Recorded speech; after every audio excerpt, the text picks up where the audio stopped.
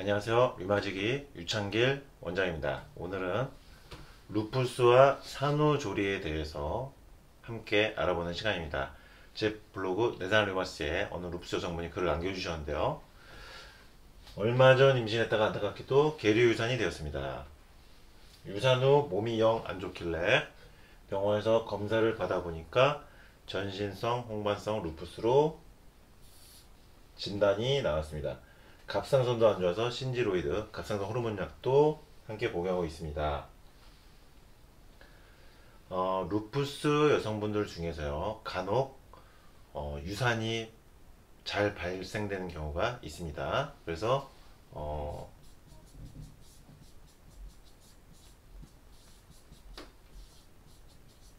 이 반복되는 유산이 나타나는 루푸스 여성분들이 간혹 있어요.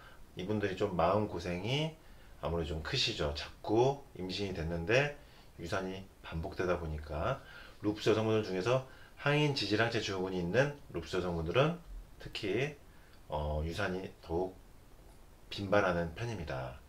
그래서 제가 제 블로그에서 소개해드린 어떤 루푸스 이별여행 이야기 중에서 어느 항인 지질항체 증후군이 있는 루푸스 여성분이 오랫동안 반복 유산 때문에 고생하시다가 저와 함께 한방치료 후에 유산되지 않고 10개월 무사히 보내고 건강하게 출산을 했던 그런 루푸스 이별여행 사례도 보고한 바 있습니다. 이분 같은 경우는 임신했다 이제 유산이 되셔서, 그런데 갑상선도 이제 안 좋단 말이죠. 갑상선이 안 좋은 경우도 루푸스가 동반되는 경우가 많다고 말씀드렸습니다. 갑상선과 루푸스, 갑상선과 류마티스 관절염, 이게 자가면역 질환이 동반된 경우가 많다. 루푸스와 갑상선이 같이 나타날 때는 갑상선이 좋아져야만 루푸스도 좋아질 수 있다고 몇 번 반복해서 말씀드린 바 있죠. 그래서 이분도 이 갑상선이 좋아져야 하는 것이 일단 중요합니다. 이번 계류 유산 수술하고 나면 자궁에 도움이 되고 몸을 따뜻하게 하는 한약을 복용하는 것이 제 몸에 도움이 될 수 있을까요? 유산하게 되면 어혈을 풀어줘야 한다고 하던데요. 궁금해서 질문드려요. 자, 이제 루푸스 여성분들이 유산을 하거나 또는 건강한 상태로 출산을 했을 때 어떻게 조리를 해야 되는지에 대해서 설명을 드리겠습니다. 일단 이분 같은 경우는 이제 수술을 하시게 되면은 조리를 잘 해야 됩니다. 그래서 지금 말씀하신 것처럼 이 어혈이란 거,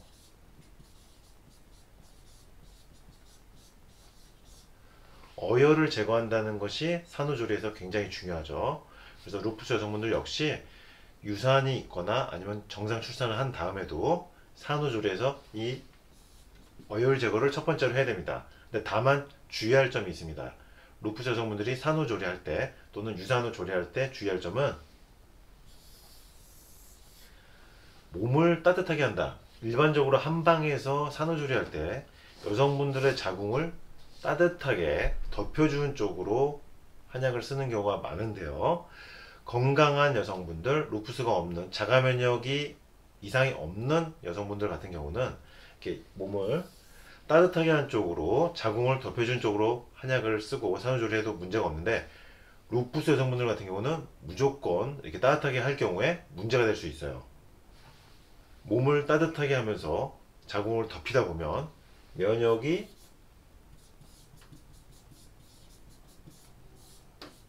몸을 따뜻하게 하다 보면 면역력이 너무 상승할 수 있다.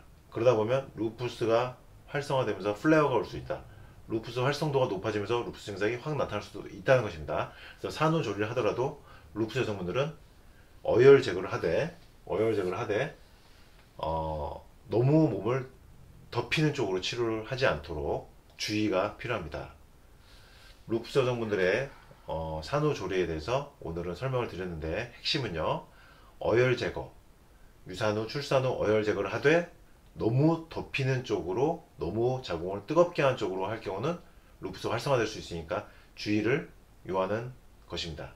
이상 루푸스와 산후조리에 대해서 설명드렸습니다. 류마지기 유창길 원장이었습니다.